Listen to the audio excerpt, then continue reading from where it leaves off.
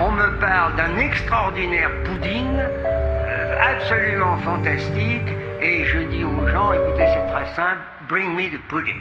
Plus l'Europe se souvient de la Shoah, meilleur c'est pour les Juifs. La Shoah, dans l'histoire de l'humanité, a un trait particulier.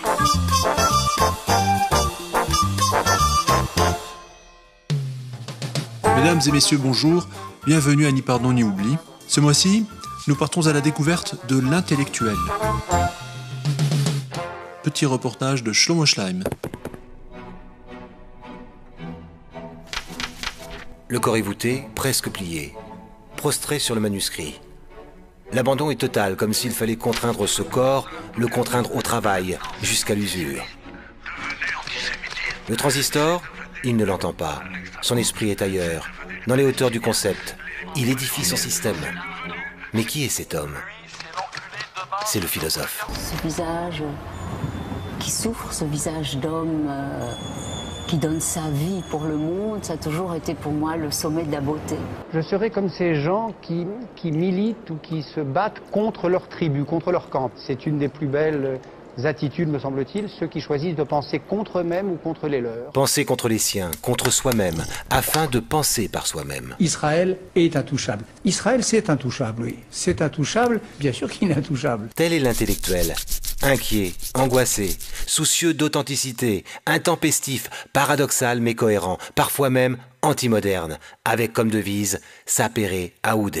Ose savoir. Dans les manifestations de l'islamisme, on réserve le paradis aux martyrs. Ils vont à la mort avec le sourire. Cela crée, me semble-t-il, une différence très profonde entre l'Occident et l'islam. Oser savoir, mais oser le dire aussi. L'intellectuel, c'est d'abord et avant tout le courage de la parole vraie.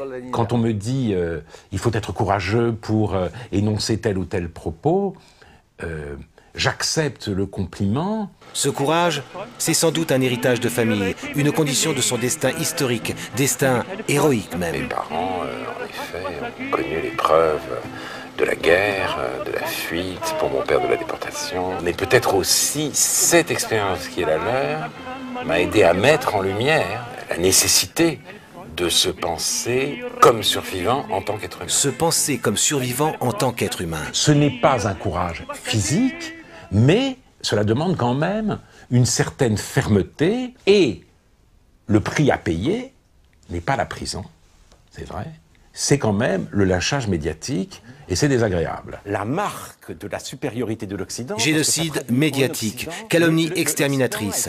Quand le philosophe renverse le discours dominant, qu'il ose penser le bien et le mal, cela choque. Mais telle est sa vocation. Regarder le diable droit dans les yeux, puis témoigner. La disproportion entre le mal et toute théodicée se montre à Auschwitz avec une clarté qui crève les yeux. Je pense que tous les morts du goulag et tous les autres lieux de torture en notre siècle politique sont présents quand on parle d'Auschwitz. Le mal radical, sans doute aucun philosophe, jamais, ne parviendra à le comprendre. Tout au plus, par devoir de vérité, tentera-t-il de l'expliquer. Dans le cas des atrocités nazies, l'homme a réalisé plus de mal qu'il n'y en a dans l'homme à l'état de disposition. Les nazis ont transmuté l'espèce humaine. Ils ont non seulement ils ont dénaturé l'espèce humaine, ils ont fabriqué quelque chose qui n'existait pas. De cette fabrication, le philosophe martyr nous dit « Ceci est l'arme du crime, livrée pour vous.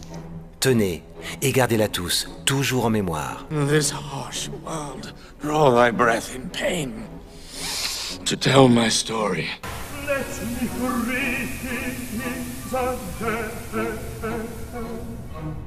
the potent poison quite o'ergrows my spirit.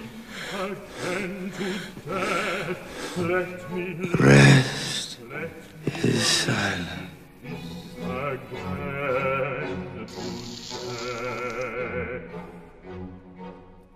Et dire qu'il y a encore des gens qui doutent.